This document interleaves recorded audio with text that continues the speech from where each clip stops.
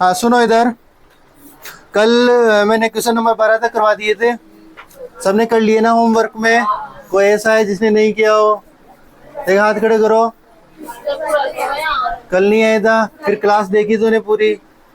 वो भी नहीं देखी है। मोबाइल अकाउंट और किसी ने नहीं किया होमवर्क?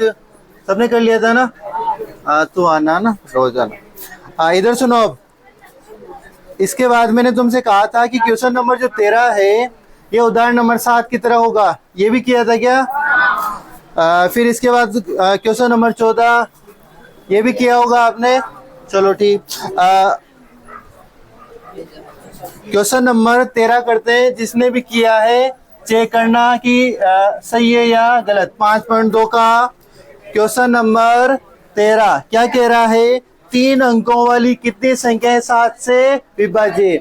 3 अंकों वाली संख्या कहाँ से प्रारंभ होती है? 100 से। और कहाँ तक चलती है? 999। कितने अंक है? 3 अंक। यहाँ भी कितने अंक है? 3 अंक। तो 3 अंकों की 7 से विभाजित, क्या 7 से विभाजित 100 है क्या? 100 में भाग जाता है क्या? नहीं जाता। इसके बाद कितनी आएगी? 101। इसमें जाता है क्या? नहीं जाता। फिर 101 के बाद 102, इसमें भी नहीं जाता। 103, 104, 105। इसका मतलब पहली 7 से विभाज्य 3 अंकों वाली संख्या कौन सी है? 105। 105 के बाद 112, कितनी आएगी? 7 जोड़ते चलो इसमें, 119। इस प्रकार आगे चलेगी। अब अंतिम संख्या है 999। क्या 999 भाग जाता है? नहीं जाता। फिर 900, देखो 998 आएगा, इसमें जाता है? नहीं जाता। 997 नहीं जाता। 996 नहीं जाता। 995 नहीं जाता। इन सब में किसी में नहीं जाता। किसमें जाएगा? 994। भाग देके देखना है। देखो आ जाएगी बात समझ में? तो अंतिम संख्या 3 अंकों की जिसमें 7 का भाग जाता है वो कौन सी संख्या है? 994। आ जाएगी बात समझ में? तो यहाँ लिखेंगे सोल्व 3 अंकों की 7 से विभाज्य संख्याएं कौन कौन सी संख्याएं? 105, 112, 119, 900 कितने? 94। इसलिए एन का मान यानी अंतिम पद कितना हो गया आपके? 994। आ जाएगी बात समझ में? इसके बाद सुनो, अरे अब तो इस सवाल को कर सकते हो ना तुम?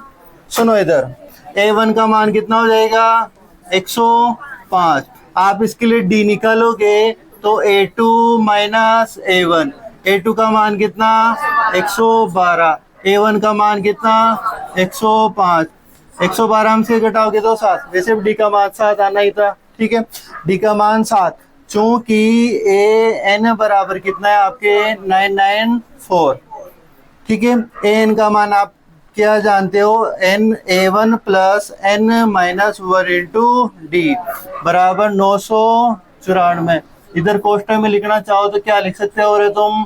चूंकि N बराबर A1 plus N minus 1 into D, सूत्र लिख सकते हो ये। A1 का मान कितना? 105 प्लस n माइनस 1, ये n का मान तो निकालना है ना तुम्हें, यही तो निकालना है। d का मान कितना? 7। 994, 105 प्लस 7n माइनस 7, 994। 105 में से 7 गए तो 98 आ जाएंगे। 98 प्लस के 7n बराबर 994। 7n बराबर 994 माइनस कितना हो जाएगा? 98 घटाया गया। ये कितना आ रहा है? 7n बराबर कितना है? ये 896। n का मान 896 बटे कितना? 7। भाग दिया गया, कितना आया? 128। कुल मिला के 3 अंकों के 7 से विभाजित कितनी संख्या है? 128। अच्छा ये बात समझ में, वही तीन वाला किया था ना अपन ने, 3 वाला किया था, 2 अंकों वाली थी, तो पहली 12 थी, फिर 15, इस प्रकार फिर लास्ट संख्या कितनी आई थी? 99 से ही करना था। उतारो, चलो उतार लेने यहाँ तक। चलो इसके नीचे लाइन लिखो, अतः 3 अंकों की 7 से विभाजित संख्याएं, 3 अंकों की 7 से विभाजित संख्याएं 128 है। कितनी है? 128 है। 3 अंकों की 7 से विभाजित संख्याएं कितनी है? 128। आ जाइए बात समझ में। चलो इसके बाद क्वेश्चन नंबर 14, देखो ये भी ऐसा ही क्वेश्चन है। क्या कह रहा है कि 10 और, देखो अब तक वो जो 2 सवाल थे इसमें फिक्स उसने कहा कि 3 अंकों की, 2 अंकों की, क्वेश्चन बन के ऐसे भी आ सकता है कि 4 अंकों की, कुछ भी बना सकता है, परंतु अब उसने कहा कि किन्हीं 2 संख्याओं के बीच की दे दी उसने, 10 से 250। 10 से लेके कहाँ तक? 250 तक 4 के गुणज, 4 की क्या? गुणज। गुणज का मतलब वही कि 4 का भाग, इन 2 संख्याओं के बीच में कितनी संख्या है जिनमें 4 का भाग जाता है? सीधी सीधा यही कह रहा है। तो सोल्व 10 से 250 के बीच 4 के गुणज निम्न है। इसको मत लिखना। तो पहला गुणज देखो, पहली 10 में भाग जाता है क्या 4 का? नहीं। 10 के बाद 11 में नहीं जाएगा, सीधी कौन सी आएगी? 12। 12 के बाद 16, 16 के बाद 20, 20 के बाद 24 आएगा, यही संख्या है। अब अंतिम संख्या है 250, क्या इसमें भाग जाता है क्या? नहीं जाता। 250 से अब आगे नहीं बढ़ना, आपको पहले जाना है। तो 249 जाता है क्या? नहीं। 248 जाता है। तो अंतिम संख्या क्या आ जाएगी? 248। वही पहली वाली तरह हो गया। ये किसका मान हो जाएगा? आपके an का। तो आपके a1 का मान कितना हो गया? 12। आप d निकालोगे तो a2 माइनस a1, a2 का मान कितना? 16, a1 का मान कितना? 12। 16 माइनस 12 कितने हो गए? 4। डी 4 है आना था, चूंकि n बराबर कितना हो गया? 248। n का मान कितना? a1 plus n minus 1 into D बराबर 248। चूंकि लगा कि यहाँ सूत्र लिख सकते हो तुम, क्या? an का लिख दोगे। चलो इधर सुनो, a1 का मान कितना? 12 प्लस n माइनस 1, डी का मान कितना? 4। 248 12 प्लस 4n हो जाएगा, माइनस के 4, 248। 12 में से 4 गए तो 8 प्लस के 4n बराबर 248। सुनो इधर, ये 8 इधर जाएंगे तो किसके हो जाएंगे? माइनस। तो 4n बराबर 248 माइनस के 8, इधर कितने बजे? 240। ये कितने? 4 है। n बराबर 200 बटे 4, n का मान कितना आ गया? 60। यानी 10 से 250 के बीच में 4 के गुणज कितने हैं? 60 है। आ जाएगी बात समझ में। चलो उतारो, उतार लिया गया यहाँ तक। चलो लाइन लिखो इसके नीचे, अतः 10 से 250 के बीच, 10 से 250 के बीच 4 के गुणज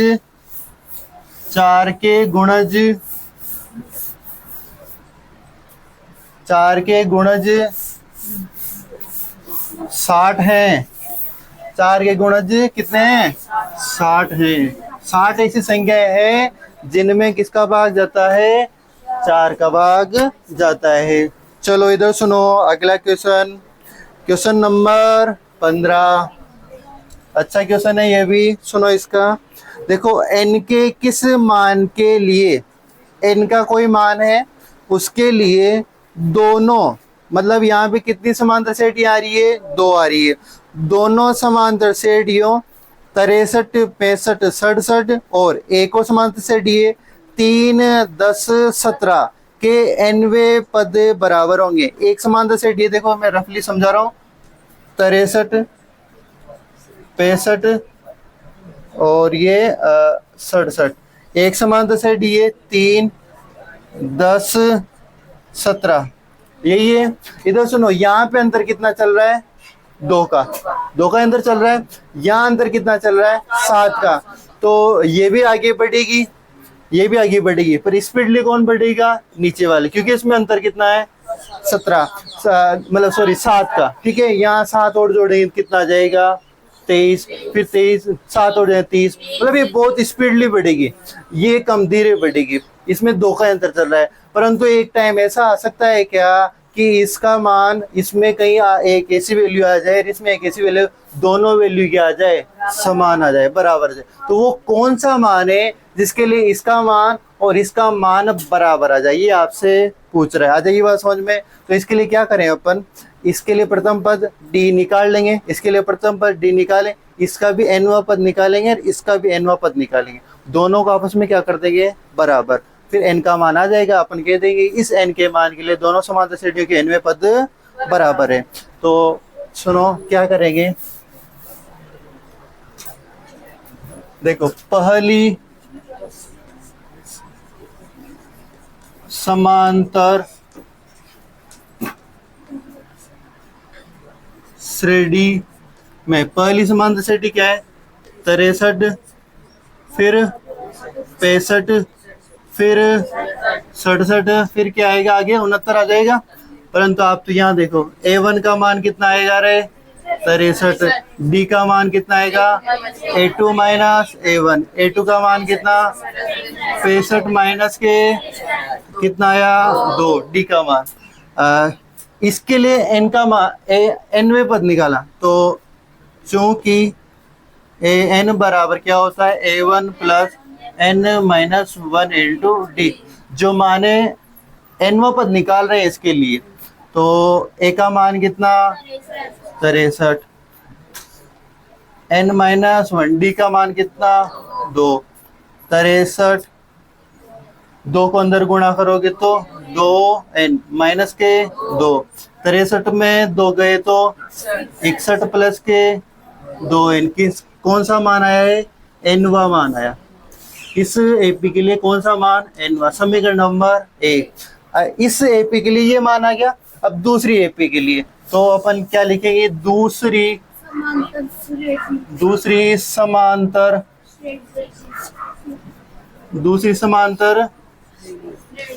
श्रेणी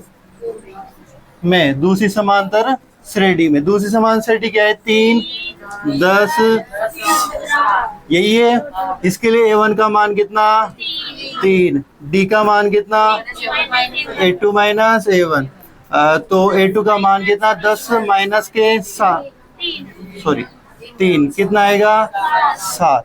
इसके लिए भी nवा पद निकाल लें, तो चूंकि a n बराबर a1 plus n minus 1 into D, तो a1 का मान कितना, 3 प्लस n माइनस 1, d का मान कितना, 7, 3 प्लस कितना आ जाएगा, 7 माइनस के 7, तो प्लस माइनस माइनस, 7 में से 3 गए तो 4, 4 किसके, माइनस के, 4 माइनस के। आ जाएगी बात समझ में। ये किसका मान आया, an का।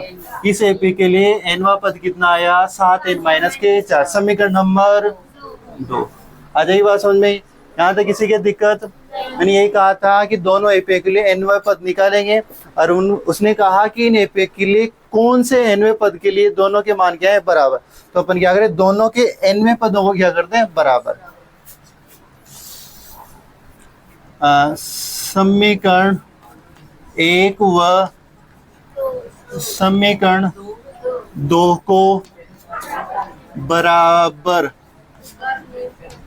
करने पर समीकरण एक आ रही ये रही 61 प्लस के 2n 61 प्लस के 2n बराबर किसके करूं 7n माइनस के 4 7n माइनस के 4 जो घट रहा है जुड़ रहा है वो कर दो।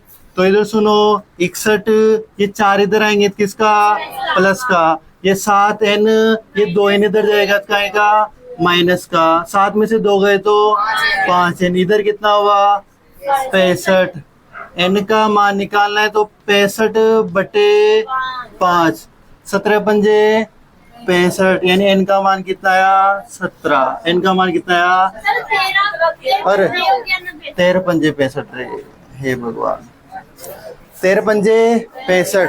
तो 13वें पद के लिए इन दोनों के जो मान है इसका भी 13वां पद ले लोगे, ये 13 नंबर तक पहुंच जाएगी और ये भी 13 नंबर तक पहुंच जाएगी। उस स्थान पे दोनों के मान क्या होंगे बराबर। और तुम्हें ये भी निकालना है कि वो पद कौन सा होगा, तो आप क्या करो इस जगह 13 रख दो, तो जो भी वैल्यू आएगी वो आ जाएगी। या तो यहाँ रख लो या फिर इस 13 को यहाँ पे रख के देख लो, जो भी वैल्यू आएगी वो पद आ जाएगा कि वो कौन सा पद है जिसके लिए दोनों एपियों के 13वें पद के हैं बराबर। परंतु उस पद के लिए नहीं कह रहा, वो बस ये कह रहा कि कौन से पद के मान पर दोनों के nवें पद बराबर होंगे। तो कौन से पद के लिए होंगे 13वें पद पे दोनों एपी के जो मान है वो क्या हो जाएंगे बराबर। उतारो यहाँ तक, उतार ले यहाँ तक, चलो लाइन लिखो इसके बाद। अतः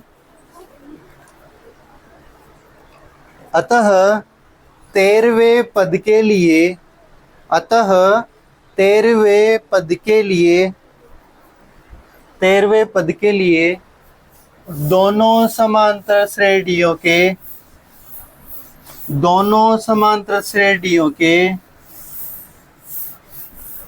nवें पद, दोनों समांतर श्रेणियों के nवें पद बराबर होंगे। कौन से पद के लिए होंगे ये 13वें पद के लिए दोनों समांतर श्रेणियों के nवें पद क्या हो जाएंगे बराबर। चलो इसके बाद क्वेश्चन नंबर 16, चलो क्वेश्चन नंबर 16 को देखो क्या कह रहा है। क्वेश्चन नंबर 16, वह एपी ज्ञात कीजिए। क्या वह एपी, अब एपी ज्ञात करने के लिए मतलब आपको मिनिमम 3 या 4 पद निकालने होंगे किसी एपी के। अब मिनिमम 3 या 4 पद आप निकालोगे तो पद कब निकलेंगे जब आपके पास A1 हो और क्या हो D हो, तभी किसी एपी के पद निकाल सकते हो आप। तो A1 और D निकालने के लिए आगे कुछ इन्फॉर्मेशन दे रखी हो कि उसको लिख पढ़ो। वह एपी ज्ञात कीजिए जिसका तीसरा पद कितना हो 16, तीसरा पद मतलब A3 कितना है 16 है, जो दे रखा है वो लिख दिया। फिर कह रहा है कि 7वां पद 5वें पद से, चलो इधर सुनो, 7वां पद 5वें पद से कितना अधिक है 12 अधिक है। कितना अधिक है 12 अधिक। 7वां पद यहाँ ध्यान से देखना, 7वां पद ये वाला 5वें पद से 12 अधिक है। मैंने अभी को क्या किया दोनों को बराबर कर दिया, बराबर कर दिया। अब दोनों तहागड़ी के तराजू है, तराजू पे दोनों को रखा तो अभी दोनों को बराबर कर रखा है। ज्यादा कौन है 7वां पद, ये ज्यादा है। उसने बोला कि 7वां पद 5वें पद से 12 अधिक है, मतलब ये ज्यादा है, ये ज्यादा है। अगर मैं ताहड़ी में रखूंगा तो ये इधर लटकेगा, अरे लटकेगा। अब ये लटकेगा तो बराबर करने के लिए मैं 7 किलो किधर जोड़ू इधर, सॉरी 7 क्या 12, तो 12 ज्यादा कौन है ये वाला। आ जाएगी बात समझ में, अरे आ जाएगी बात समझ में। दोनों को ये ज्यादा है, कितना ज्यादा है 12 ज्यादा, तो दोनों को बराबर करने के लिए इधर कितना जोड़ना पड़ेगा मेरे को 12। आ जाएगी बात समझ में। और एक वैल्यू क्या दे रही है इसका तीसरा पद कितना है 16। आ जाएगी बात समझ में। तो अपन क्या करते हैं, मैं पहले इस चीज को सोल्व कर लेता हूँ फिर ये, नहीं तो चलो कर लो इसको भी। A1 प्लस क्या लिख सकते हैं इसको 2D बराबर के 16। यहाँ से तो कुछ होगा नहीं, इसको समीकरण नंबर 1 देके छोड़ दो। आ जाएगी बात समझ में। इधर चलो, यहाँ से 7 को क्या लिख सकता हूँ और मैं A1 प्लस के 6D। A5 को क्या लिख सकता हूँ A1 प्लस के 4D प्लस के 12। यहाँ तक किसी की दिक्कत नहीं। चलो इधर सुनो, A1 से A1 कैंसिल हो जाएगा, 6D ये 4D इधर आएगा तो माइनस के बराबर के 12। यहाँ कितना आ गया 2D, D का बराबर 12, डी बराबर कितना आया 12/2, तो डी का मान कितना आया 6। डी का मान कहाँ रख दें, यहाँ पर समीकरण नंबर 2 दे दो। डी का मान या तो ऐसे लिखो डी का मान समीकरण 1 में रखने पर, या फिर यूं लिख दो कि समीकरण 2 से मान समीकरण 1 में रखने पर। मैं यूं लिख रहा हूं डी का मान समीकरण 1 में रखने पर। आ जाएगी बात समझ में। इधर सुनो, एक आ रही ये रही A1 प्लस के 2D, डी का मान कितना 6 बराबर कितना 16। A1 प्लस कितना हो ये 12 बराबर के 16। A1 बराबर 16 माइनस के 12, तो A1 का मान कितना आया 4। A1 का मान कितना आया 4, यानी प्रथम पद कितना आ गया 4। वो आपसे क्या पूछ रहा था, AP पूछ रहा था। अब AP के लिए अतः A1 का मान तो कितना आ गया 4, A2 का मान कब निकलेगा, A1 में क्या जोड़ोगे D। A1 का मान कितना 4, D का मान कितना 6, तो कितना हुआ ये 10। दूसरा पद भी निकल गया। कौन सा पद निकालेंगे, तीसरा कब निकला, A1 में क्या जोड़ोगे 2D। A1 का मान 4, 2D, D का मान कितना 6, तो 4 प्लस के 12 कितना आया 16। पहला पद कितना आया 4, दूसरा पद कितना आया 10, अंतर कितना चल रहा है 6 का। अब यहाँ फिर कितना आया 16, अगला पद कितना आएगा 22। कैसे आएगा देखो सुनो, चौथा पद कब निकलेगा, A1 में क्या जोड़ोगे 3D। A1 का मान कितना 4, 3D का मान कितना 6, 4 और 36 18, 18 और 4 कितने हुए रे 22। मैंने कहा था कि किसी भी एपी के लिए निकालना है तो मिनिमम 3 या 4 पद निकाल दो। तो पहला निकल गया, दूसरा निकल गया, तीसरा निकल गया और चौथा निकल। तो अतः नीचे लिखना चाहो तो अतः एपी करके लिख सकते हो कि 4 10 16 24 22 ऐसे लिख सो, नहीं तो यही तक ठीक है। उतारो, उतार लिया। इसमें नीचे ऐसा लिख लेना, अतः तो यहाँ लिख ही लिया था, आप तो ऐसा लिख लो एपी बराबर कितना 4, अगला पद कितना 10, अगला कितना 16, अगला कितना 22। आ जाएगी बात समझ में। चलो यहाँ तक वो लिख लो। क्वेश्चन नंबर 17 पढ़ो, देखें क्या कह रहा है।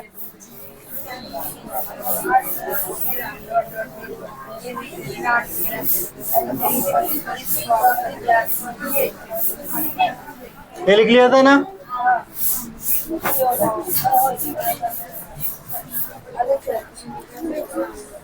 देखो क्वेश्चन नंबर 17 देखो, ऐसा अपन ने एक उदाहरण किया था, शायद उदाहरण नंबर 8 ही था वो।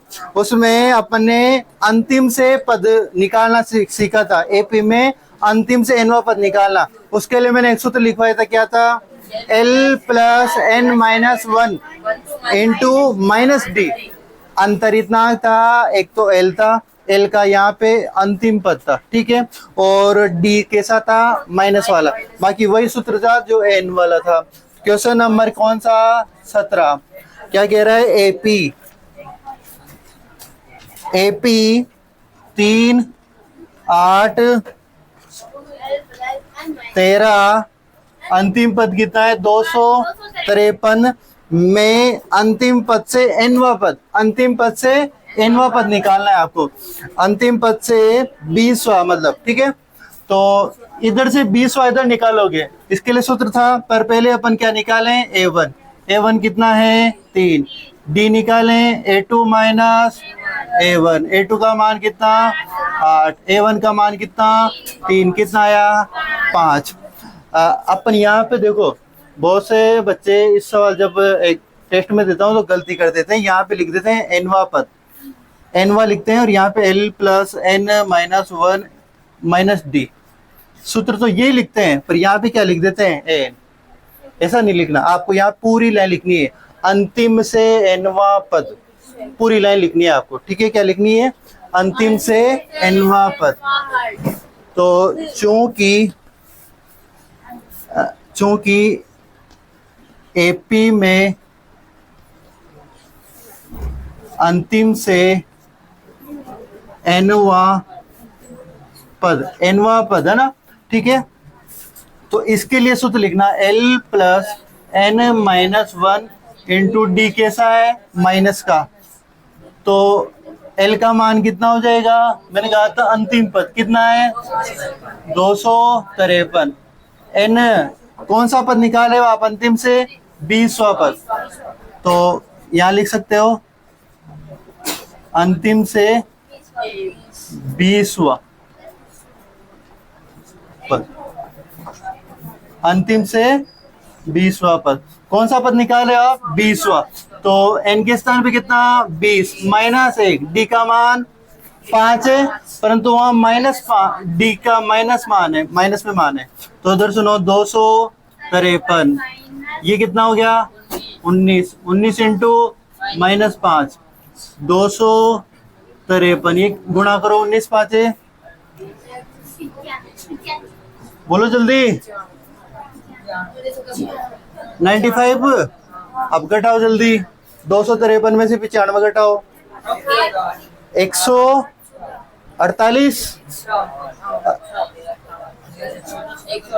148 आएगा ना,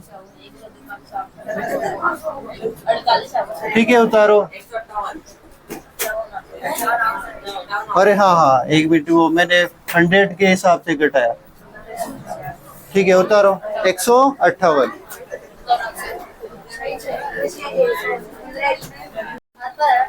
यहाँ तो उतारा, नए लाइन लिखो नीचे इसे।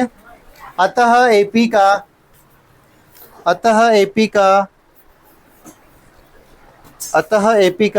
अंतिम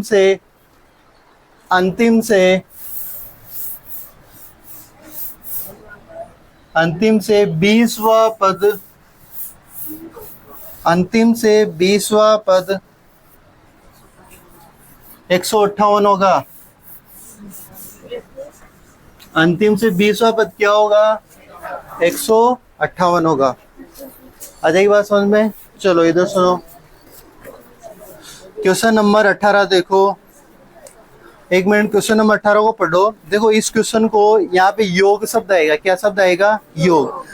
बच्चे क्या करते हैं, जब इस पूरी अध्याय नंबर 5 को पूरा पढ़ लेते हैं तो जो क्वेश्चन नंबर 18 है इस क्वेश्चन को समझते हैं 5.3 का, क्योंकि 5.3 में सभी क्वेश्चन योग से संबंधित है। एसएन का योग, एसएन सूत्र पढ़ेंगे अपन योग संबंधी, तो इस क्वेश्चन को 5.3 का समझ के गलती कर देते हैं। तो थोड़ा ध्यान रखना इस क्वेश्चन का कि ये 5.2 का ही है और यहाँ के मेथड से ही होगा, मतलब 5.2 के मेथड से ही होगा, एसएन वाला कोई मैटर नहीं है इसमें, ठीक है ना। ध्यान रखना इस क्वेश्चन को। सुनो क्या कह रहा है कि किसी एपी के चौथे और 8वें पदों का योग, यानी चौथा पद और 8वां पद दोनों को जोड़े तो कितना आ रहा है, 24 आ रहा है।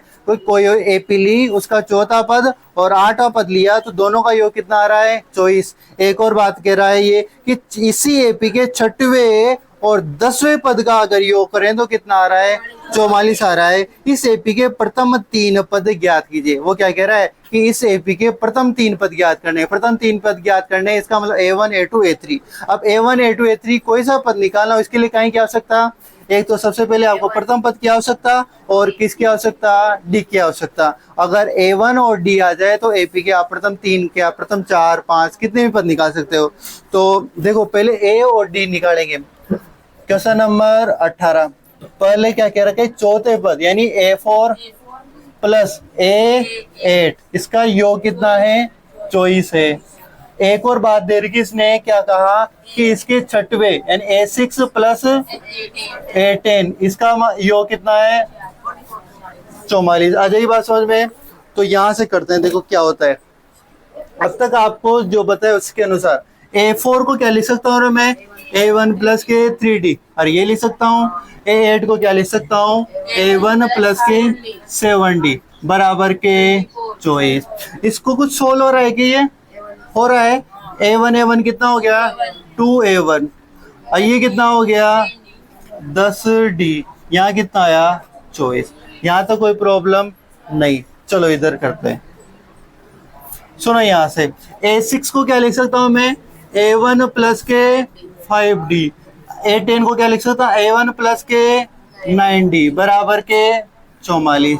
ये भी कुछ सोल्व हो रहा है, 2A1 प्लस ये कितना हो जाएगा 14D बराबर के 44।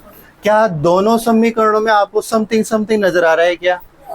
क्या दो कॉमन आ रहा है दोनों जगह, यहाँ से भी दो कॉमन आ रहा है और यहाँ से भी दो कॉमन आ रहा है। मैं यहाँ से दो कॉमन, देखो दो कॉमन लेते, यहाँ क्या रह जाएगा A1, यहाँ क्या रह जाएगा A1। ये वही समीकरण बन जाएगी जो इतनी देर से अपन करते आ रहे हैं, समीकरण बनाने वाले सवाल याद है। तो यहाँ से कितना कॉमन लूं मैं, दो कॉमन लिया, दो कॉमन लेते यहाँ कितना बचा A1, यहाँ से दो बार लिया तो कितना 5D बराबर के 24।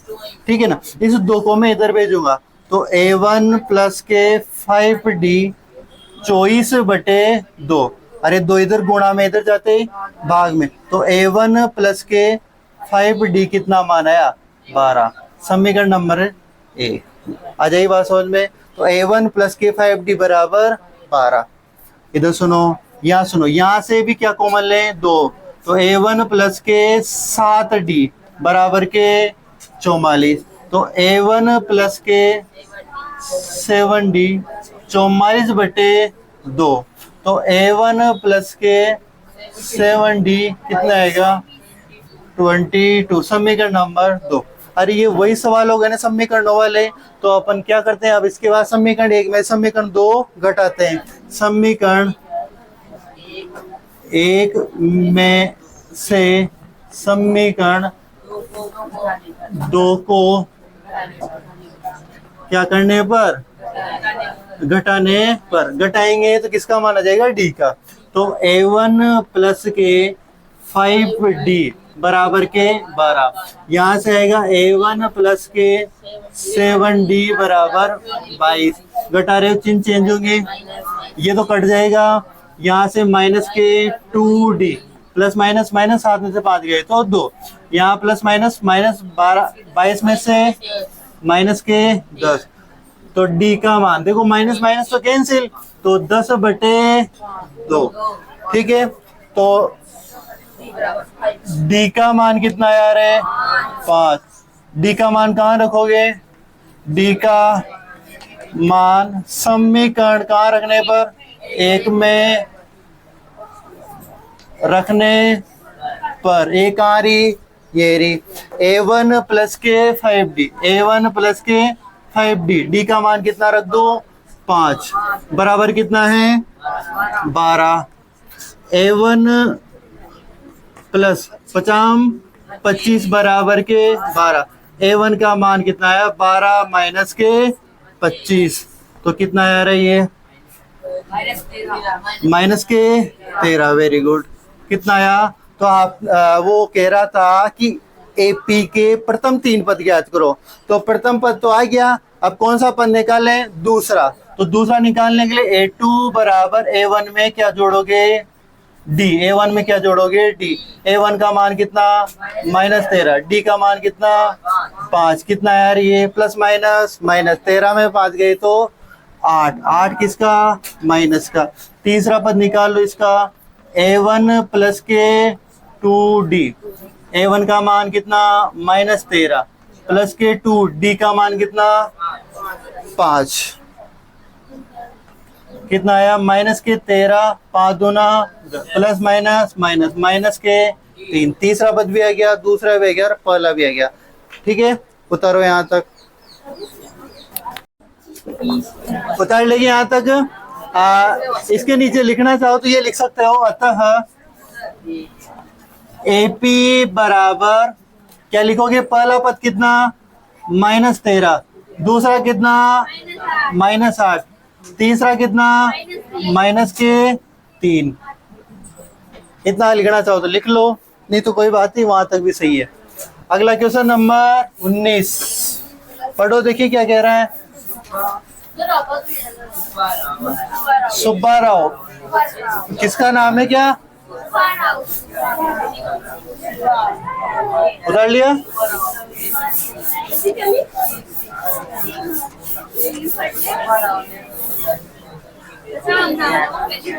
चलो इधर सुनो, आवानी सुनो। सुब्बा राव ने एक व्यक्ति है जिसने 1995 में 5,000 रुपए के मासिक वेतन पद पर कार्य आरंभ किया। मतलब कहीं पे काम कर रहा है, 1995 में कार्य प्रारंभ किया और उसको एक महीने का कितना रुपया मिल रहा है? 5,000 रुपए।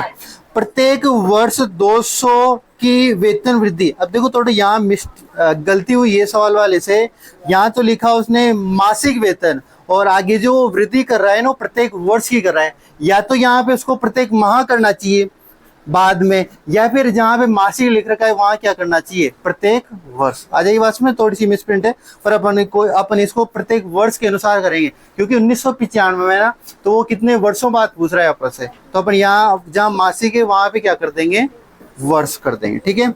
क्या कह रहा है कि प्रत्येक वर्ष 200 की वेतन वृद्धि प्राप्त की। मतलब हर वर्ष उसके कितने रुपए बढ़ रहे हैं? 200 रुपए।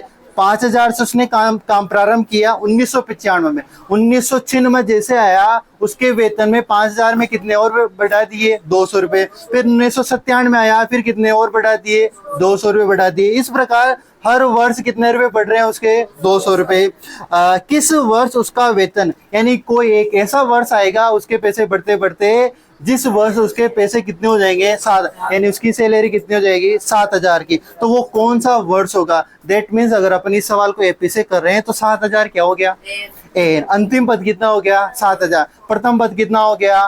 5,000। और डी कितना हो गया? 200। आ जाएगी बात समझ में? अपन को निकालना क्या है? कितने वर्षों में 7,000 हो जाएगा? यानी एन का मान तो कितना? 7। तो अपन को क्या निकालना है? एन का मान। यानी कितने वर्षों बाद, यानी 7,000 कौन से नंबर का पद है जब जाके उसके 7,000 से ले रहे, यानी किसका मान निकालना है? एन का मान। किसका मान निकालना है? एन का। तो क्वेश्चन नंबर कौन सा ये? 19। तो सुब्बा राव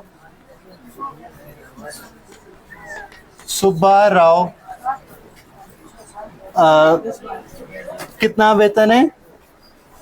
1995 में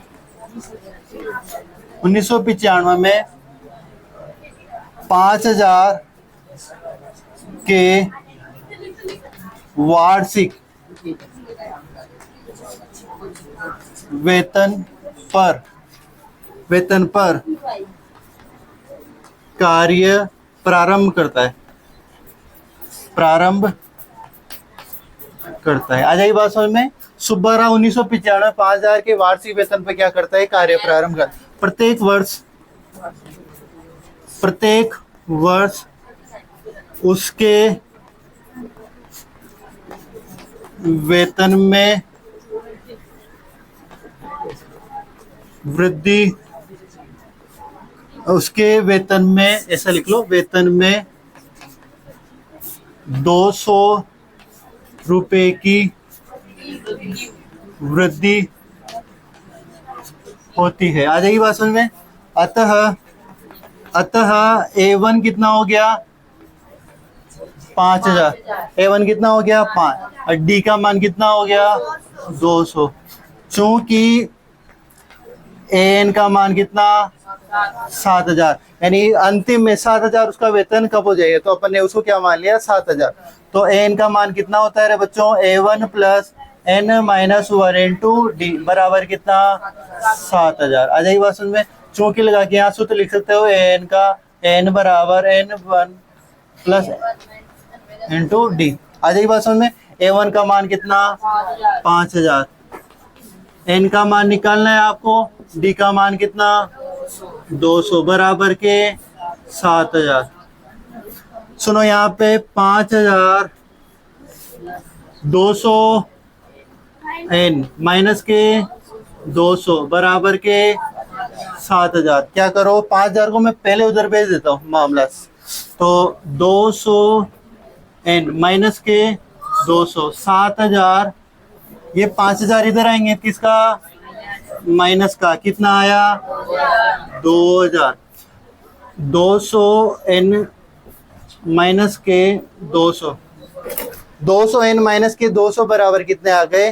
2,000। यहाँ कर रहा हूँ, ध्यान रखना, इधर देखो। अब मैं क्या करूँ? 200 को उधर भेज रहा हूँ। क्या कर रहा हूँ? 200 को उधर भेज रहा हूँ। तो 200 N इधर ऑलरेडी 2,000 है, 200 को इधर भेजा तो किसके हो गए? प्लस के। कितने हुए ये? 2,200।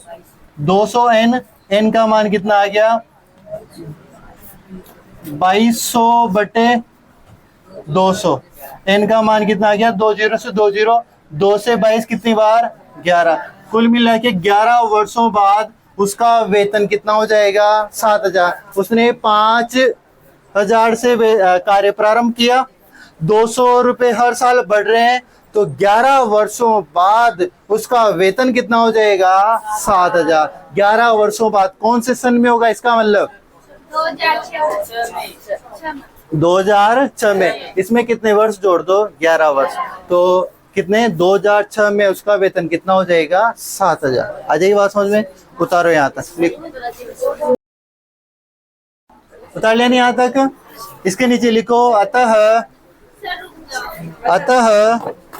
11 वर्षों बाद, अतः 11 वर्षों बाद, 11 वर्षों बाद, यहाँ तक लिख लिया। 11 वर्षों बाद अर्थात 2006 में, अर्थात 2006 में, अर्थात 2006 में, 2006 में उसका वेतन, 2006 में उसका वेतन 7000 हो जाएगा। 2006 में उसका वेतन कितना हो जाएगा रे 7000 हो जाएगा।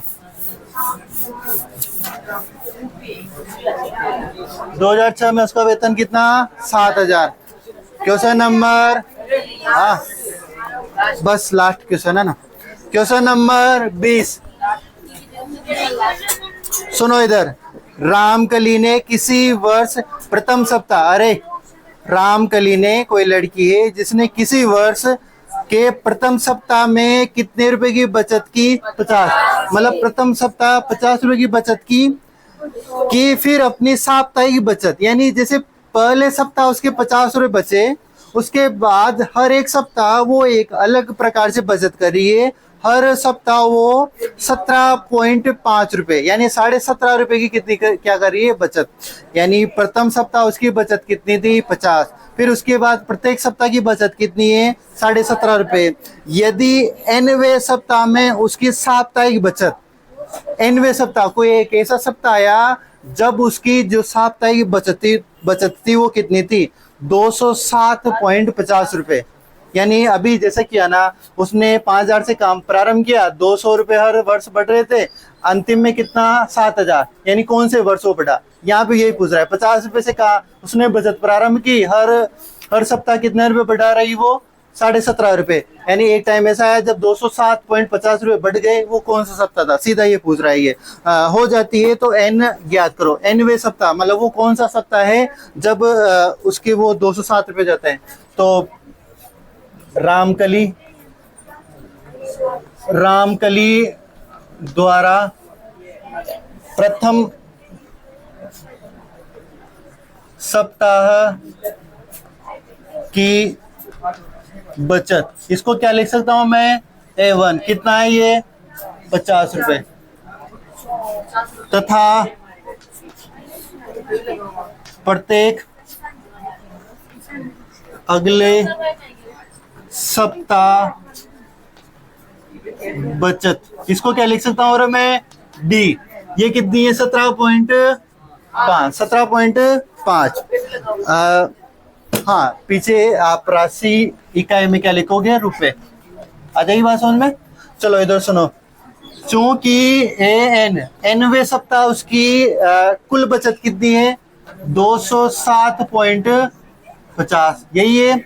एन का मान कितना A1 plus n-1 into D 207.50। चौकी लगा के यहाँ सूत्र लिख सकते हो, एन का मान A1 plus n-1 into D. सुनो इधर, A1 का मान कितना 50, n का मान निकालना है, d का मान कितना 17.5 बराबर 207.50। क्या करोगे गुणा करो पहले, 50 17.5 को अंदर गुणा करोगे 17.5 n माइनस के 17.5 207.50, 50 को उधर भेज दो, 17.5 n माइनस के 17.5, 207.50 माइनस के 50, घटाओ जल्दी, कितना आया?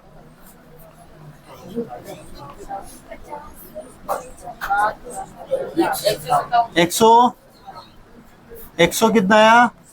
57.50, ये आएगा। सुनो इधर, अब क्या करो, ये 17.5 इधर किसके हैं? माइनस, इधर जाएंगे तो किसके हो जाएंगे?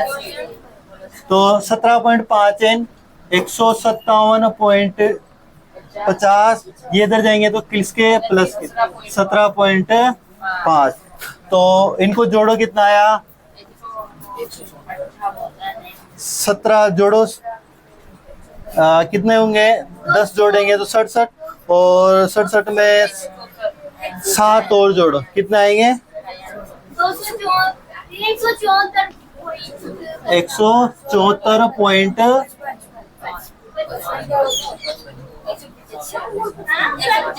175 आएगा ना।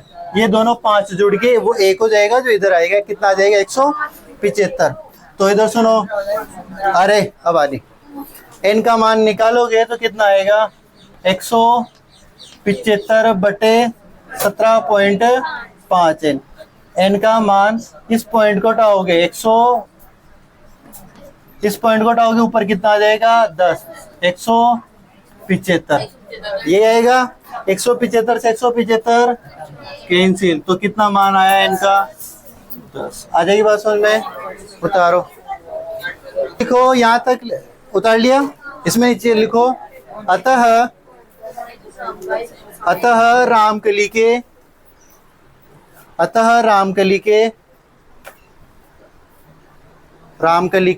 10वें सप्ताह बाद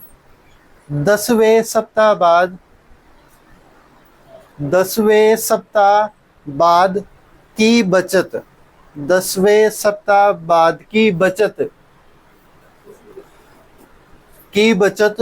207.50 रुपए होगी। 207.50 रुपए होगी। 207.50 रुपए होगी। चलो, इसी के साथ अपने ये प्रश्नावली 5.2 समाप्त होती है। कल अपन 5.3 के लिए जो सूत्र है SN का योग, उसको पढ़ेंगे, तो उसको आना जरूर, ठीक है ना? छुट्टी मत करना, कोई छुट्टी होगी तो फिर आपके आगे का छूटेगा। तो ठीक है ना, कल मिलते हैं, आगे का प्रसारण कल करेंगे।